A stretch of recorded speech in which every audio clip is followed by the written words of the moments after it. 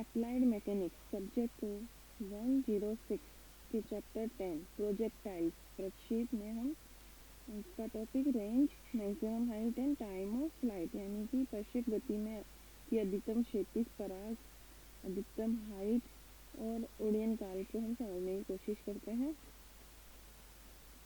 ये हमारे पास एक नॉर्मल प्रक्षेप गति का कर्व दिया हुआ है, पैराबोलिक कर्व है ये। प्रक्षेप गति को हम पहले की प्रेजेंटेशन में समझ चुके हैं। एक बार दोबारा इसे देख के समझने की कोशिश करते हैं। तो प्रक्षेप गति में क्या है कि P बिंदु से हमने कोई n द्रव्यमान का कण अल्फा कोण पे फेंका है। अगर हम इसे एकदम ऊर्ध्वाधर फेंकते हैं यानी 90 डिग्री पे, तो यह गुरुत्वाकर्षण गति हो जाती है। कण P से फेंकते हम 90 और वह वापस P पे आके गिरता है। अगर हम मतलब 0 डिग्री पे यानी कि धरातल पे जाता तो ये रेखीय गति हो जाती, जैसे कार बस ट्रेन। इसमें हमने अल्फा कोण पे फेंका है u वेग से। तो कण एक अपनी अधिकतम ऊंचाई पे गया है, A पॉइंट है इसका अधिकतम। इसके बाद इसका वेग 0 हो जाएगा और वह वापस नीचे आ जाएगा P डैश पॉइंट पे। वहाँ P से फेंका गया है और दूसरे पॉइंट P डैश पे आता है। तो P और P डैश के बीच की दूरी यानी फेंके की दूरी क्या कहलाती है? क्षैतिज पराग, हॉरिजॉन्टल रेंज। यानी धरातल पर हमने जिस बिंदु से फेंका और जिस बिंदु पर वह आके गिरा, इन दोनों के बीच की दूरी क्षैतिज पराग कहलाती है। इसे हम कैपिटल R से डिनोट करते हैं। और जिस बिंदु से हमने फेंका है वो उसका बिंदु है P, और जिस वेग से फेंका है वो स्मॉल u, उसको कहते हैं प्रक्षेप वेग। और फेंका गया कोण है अल्फा, इसे प्रक्षेप कोण कहते हैं। तो जब हमने कण को P बिंदु से u वेग से फेंका तो इसका वेग बढ़ता जाएगा और A पॉइंट कम होता जाएगा, क्योंकि ये नीचे से ऊपर की ओर जा रहा है तो इसे गुरुत्वीय त्वरण माइनस g लगेगा पृथ्वी के गुरुत्वाकर्षण बल के कारण। तो इसका वेग जब हमने u मैक्सिमम वेग से फेंका, वो वेग धीरे धीरे कम होते होते A पॉइंट पे जाके 0 हो जाएगा। यानी इसके बाद अब कण ऊपर नहीं जाएगा क्योंकि इसका वेग 0 है। तो ये A पॉइंट इसका हो गया मैक्सिमम हाइट। इस समय जो वो कण है वो अपनी अधिकतम ऊंचाई पे होगा और इसे हम किससे डिनोट करते हैं? कैपिटल H से। फिर A के पॉइंट के बाद गुरुत्वाकर्षण बल के कारण वो कण वापस नीचे आएगा तो उसका वेग बढ़ता जाएगा। अब प्लस g लगेगा क्योंकि कण ऊपर से नीचे आ रहा है। तो बढ़ते बढ़ते उसका वेग वापस कितना हो जाएगा? जिस वेग से हमने फेंका था u, उसी वेग से वो P डैश बिंदु पर आके गिरेगा। अब P से हमने फेंका, वहाँ अधिकतम ऊंचाई A पे गया, फिर वापस P डैश पे आया। इस पूरे में जो समय में इस पूरी गति में जो समय लगा वो उसका कहलाता है उड़ान काल। इसे हम कैपिटल T से दर्शाते हैं। अब ये हमारी एक प्रक्षेप गति हो गई। हम इसे और डिटेल में समझते हैं। ये हमारा एक ग्राफ है। हमने कोई पॉइंट लिया है इसमें P, तो P बिंदु पर इसका वेग हो गया है v। अगर हम बिंदु O की बात करें, जब हमारा वेग u है तो u के x एक्सिस का घटक हो गया u cos अल्फा, क्योंकि x एक्सिस से इसका कोण है अल्फा। तो u को लेके अगर हमने एक ट्रायंगल बनाए तो साइन अल्फा तो cos अल्फा क्या हो जाएगा? आधार कितना है हमारा? x अपॉन कर्ण कितना है? u, तो x अपॉन u हो जाएगा। तो हमको चाहिए इसका x component, x equals to क्या हो जाएगा? u cos alpha. और y कंपोनेंट हमारा इसी तरीके से हो जाएगा। लंब साइन थीटा होता है लंब बटे कर्ण। लंब हमारा ये हो जाएगा ये y एक्सिस, कर्ण हमारा है u, तो y upon u equals to sine alpha. तो y कंपोनेंट क्या हो जाएगा? u sine alpha. तो u वेग से जब वो पॉइंट से हमारा कण फेंका गया है तो इसका x कंपोनेंट है u cos alpha, y component है u sin अल्फा। P बिंदु पर इसका वेग v हो जाएगा।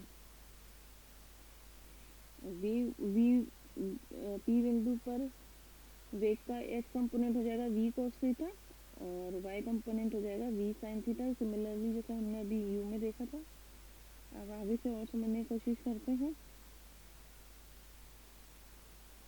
जैसे हमारी वर्टिकल डायरेक्शन में इनिशियल वेलोसिटी कितनी थी, यू साइन अल्फा, यू का वाई कंपोनेंट अभी हमने देखा था। एक्सीलरेशन कितना होगा, जब ये ओ से एच तक जाएगा तो प्लस जी, और एच से ए तक आएगा तो माइनस, सॉरी ऊपर की ओर जाएगा तो माइनस, और एच से ए नीचे की ओर आएगा तो प्लस जी। वो एच पार्ट में प्लस जी, नीचे से उसमें ऊपर जाएगा तब प्लस होगा, और नीचे से ऊपर की ओर माइनस, और ऊपर से नीचे की ओर plus. From first law of velocity, velocity at P in vertical direction क्या हो जाएगी, v इक्वल्स टू क्या हो जाएगा, Newton first law of motion से, गति के पहले नियम से, v इक्वल्स टू हो जाएगा u plus G T. u हमारा है u साइन अल्फा, और नीचे से ऊपर की ओर माइनस जी, तो माइनस जी टी। इसी तरह से हम हॉरिजॉन्टल डायरेक्शन में निकाल लेते हैं। हॉरिजॉन्टल हमारा इनिशियल वेग u का एक्स कंपोनेंट कितना हो जाएगा, u cos alpha. Acceleration x axis में 0 होगा, इसलिए इसे हम क्योंकि क्षैतिज दिशा में इसमें कोई मतलब कोई बल कार्य नहीं कर रहा स्पर्शक गति में, ये बिना त्वरण के ही गति करेगा, तो एक्सीलरेशन हमारा 0 हो गया। तो फर्स्ट लॉ ऑफ वेलोसिटी से v कितना हो जाएगा, v इक्वल्स टू क्या होता है, u प्लस जी टी। तो u तो हमारा u cos अल्फा है, जी टी जी इसमें लग नहीं रहा है, तो ये हो जाएगा u cos अल्फा। तो ये कांस्टेंट होगा जो पूरे पाथ में सेम रहेगा, क्योंकि इसमें कोई बल लग नहीं रहा है, एक्सीलरेशन लग नहीं रहा है, इसलिए हॉरिजॉन्टल डायरेक्शन में वेग में कोई चेंज नहीं आएगा। v इक्वल्स टू हो जाएगा u cos alpha dot T. अब है हम सबसे पहले देखते हैं हाईएस्ट हाइट, अधिकतम ऊंचाई। ये हमारा एक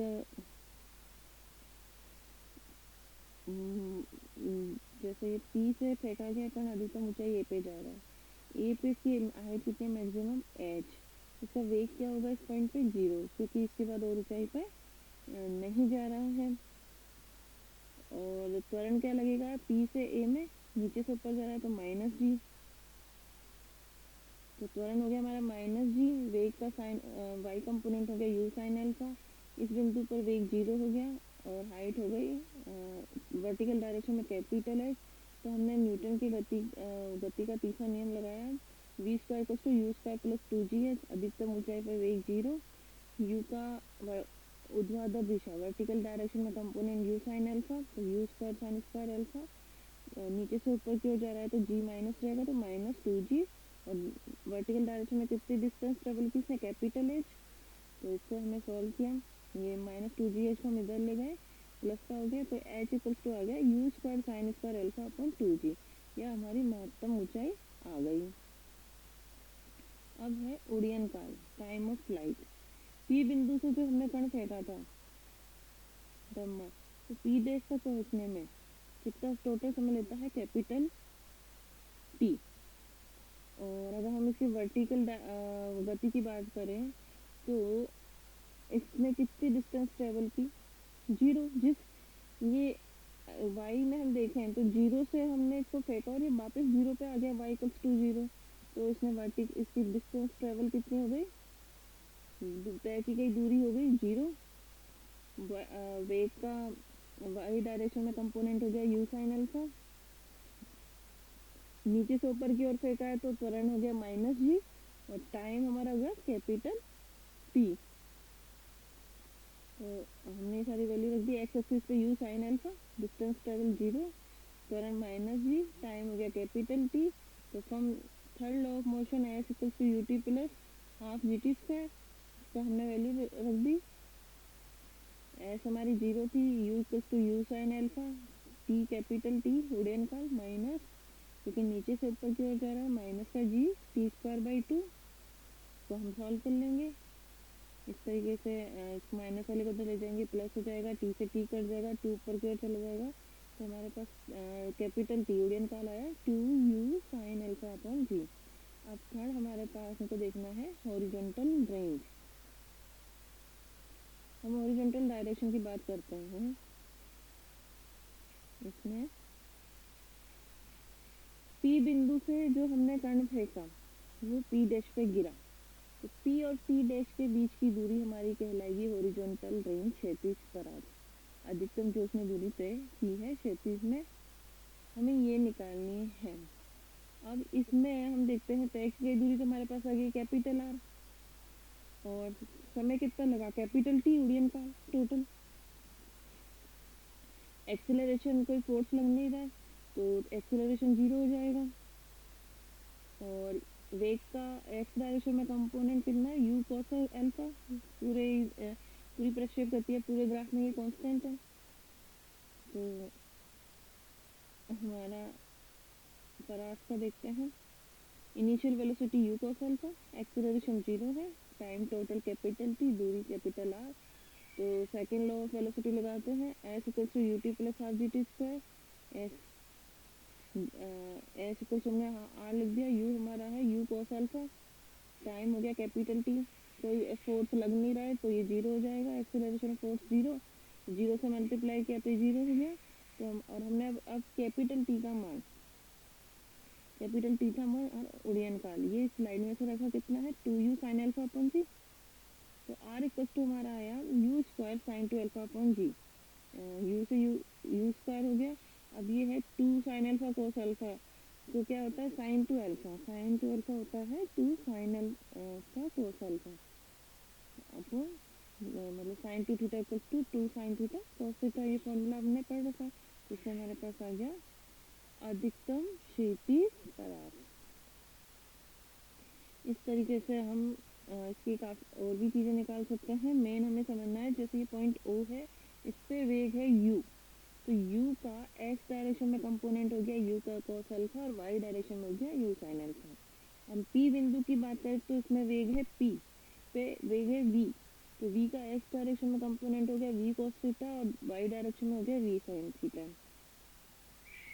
अगर हम इसमें गति के नियम लगाए तो v इक्वल टू क्या होता है u प्लस जी टी, इसमें u जैसे हम y डायरेक्शन में लगाए तो v sin थीटा क्या हो जाएगा u sin alpha minus G T, और v cos थीटा हो जाएगा u cos alpha minus G T. इस तरीके से हम इसमें और भी कोई टर्म्स होती हैं वो निकाल सकते हैं, जिन्हें हम आगे के प्रेजेंटेशन में समझने की कोशिश करेंगे।